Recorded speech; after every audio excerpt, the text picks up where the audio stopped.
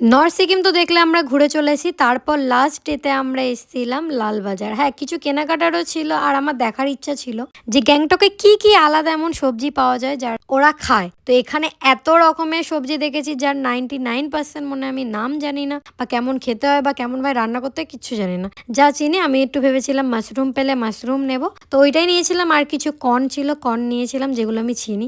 বাদবাকি অনেক কিছুই চিনি, বাট সবকিছু তো আর নিয়ে যাওয়া সম্ভব না এখান থেকে অতটা দূর অবধি।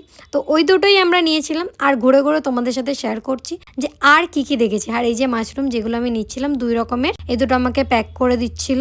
আর এখানে কি চর্মি গায়ে দুধ দিয়েও কি সব তৈরি হয়, অনেক কিছু ছিল যেগুলো অনেক কিছু নামই আমি জানি না। তারপরে ওখানে সবথেকে খাবারের মধ্যে আমাদের বেস্ট লেগেছিল সফটি। এটা আইসক্রিম টাইপেরই কিন্তু খুব সুন্দর খেতে। আমরা এখন বাড়ি এসেও এটাকে এত মিস করি, মনে হয় যেন এটার জন্যই আবার গ্যাংটকে চলে যাই।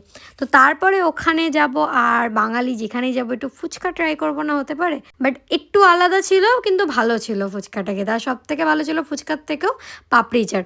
যেমন তোমার সফটি ভালো ছিল তেমন পাপড়ি চাট। আর বাড়ি আসবো, বাড়ি আসার আগে কিছু কিনবো না, সিকিমে গেছি এটা হতে পারে। তো চলে যাই আমরা একটা শপে, আর এখানে কিছু টুকটাক কিউট জিনিস আমরা কিনে ফেলি। তারপর আবারও আমরা সফটি নিয়ে নিই দুজনে। তো চলো আজকের মতো এতটাই। এবার পরের দিনকে আমরা বেরিয়ে পড়ি।